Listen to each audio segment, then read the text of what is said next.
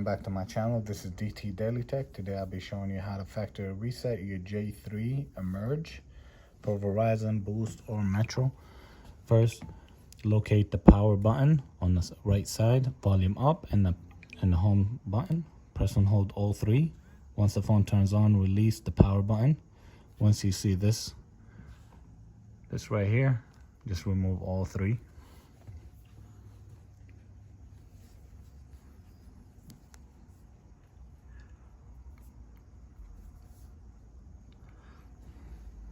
Once you see this screen is preparing to go to the backup screen.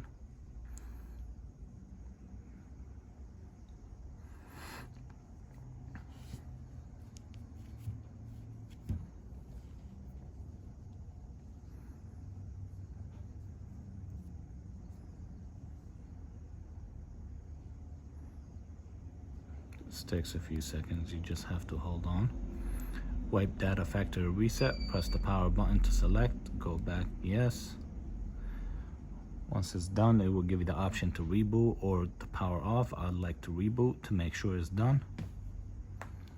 And there you go. If you found this video helpful, please like and subscribe.